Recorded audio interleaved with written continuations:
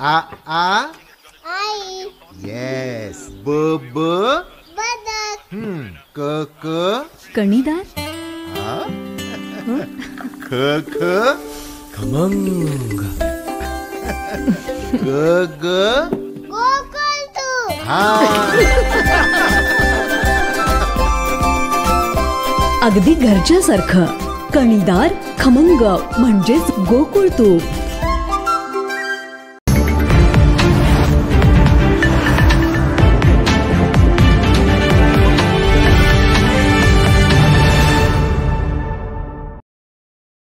कोल्हापूर जिल्ह्याची आर्थिक सुबत्ता वाढविणाऱ्या आणि दूध उत्पादकांना स्वावलंबी बनविणाऱ्या गोकुळने प्रतिदिनी 20 लाख लिटर्स दूध संकलनाचा संकल्प केला असून लाखो दूध उत्पादकांच्या सहकार्याने गोकुळने 17 लाख लिटर्स दूध संकलनाचा टप्पा पार केला आहे.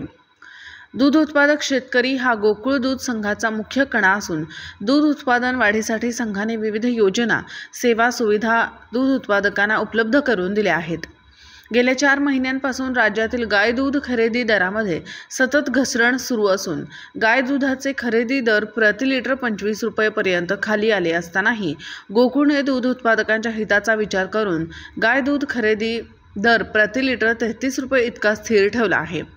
शासनाने गाय दूध खरेदीसाठी प्रति लिटर ₹5 इतके अनुदान जाहीर केले असले तरी गोकुळकडून सध्या देण्यात येणाऱ्या गाय दूध खरेदी दरामध्ये कोणतीही कपात करण्यात येणार नसल्याचे संघाचे चेअरमन अरुण कुमार डोंगळे यांनी पत्रकारांशी बोलताना सांगितले. ते पुढे म्हणाले की सध्या शासनाने दिनांक 11/1/2024 ते 10/2/2024 या कालावधीत गाय दूध पुरवठा करणाऱ्या राज्यातील गाय दूध उत्पादकांना प्रति लिटर 5 रुपये अनुदान देण्याचे जाहीर केले आहे. यासाठी राज्यातील खासगी व सहकारी दूध संघांनी 3.5 फॅट व 8.5 SNF करिता किमान प्रति लिटर 27 रुपये दर देणे शासनाने बंधनकारक केले आहे.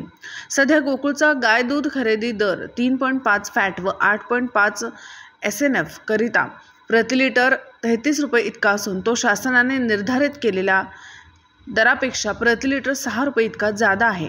थोडक्यात गोकुळचा गाय दूध खरेदी दर प्रति लिटर 33 रुपये व शासनाकडून मिळणारे 5 रुपये अनुदान असा एकूण 3.5 फॅट व 8.5 SNF करिता प्रति लिटर 38 रुपये इतका उच्चांकी दर दिनांक 11/1/2024 ते 10/2/2024 या कालावधीत गोकुळला दूध पुरवठा करणाऱ्या जिल्ह्यातील गाय दूध उत्पादकांना मिळणार असून हा राज्यातील उच्चांकी दर आहे. सध्या कोल्हापूर जिल्ह्यात संकलित होणारे गायीचे दुधापैकी प्रतिदिनी जवळपास 7 लाख लिटर इतके दूध गोकुळकडून संकलित केले जात असून शासनाकडून मिळणारे 5 रुपये अनुदान हे थेट दूध उत्पादकांच्या बँक खात्यावर जमा होणार असून या अनुदानापासून गोकुळ संलग्न कोणताही गाय दूध उत्पादक वंचित राहू नये म्हणून गोकुळमार्फत युद्ध पातळीवरती प्रयत्न सुरू आहेत.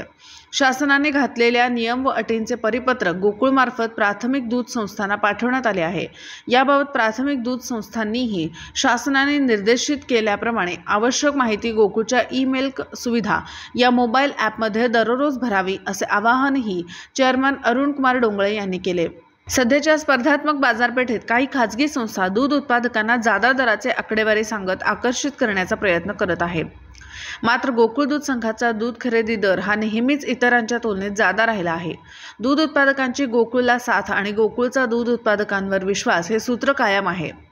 राज्याचे वैद्यकीय शिक्षण मंत्री व जिल्ह्याचे पालकमंत्री नामदार हसन मुश्रीफ सो, माजी गृहराज्यमंत्री आमदार सतेज पाटील सो व आघाडीचे सर्व नेते मंडळी यांच्या कुशल मार्गदर्शनाखाली गेल्या 2.5 वर्षात राबविलेल्या सभासद हिताच्या विविध योजना, प्रभावी कामकाज, संचालक मंडळाचा काटकसरीचा कारभार व सर्व संचालकांचे बहुमोल सहकार्याने तसेच दूध उत्पादक, दूध संस्था, ग्राहक, वितरक, कर्मचारी यांच्या योगदानाने गोकुळची दिमाखात वाटचाल सुरू असून कोल्हापूर जिल्ह्यातील लाखो दूध उत्पादकांची पहिली पसंती गोकुळलाच आहे आणि भविष्यातही राहील असे सांगितले.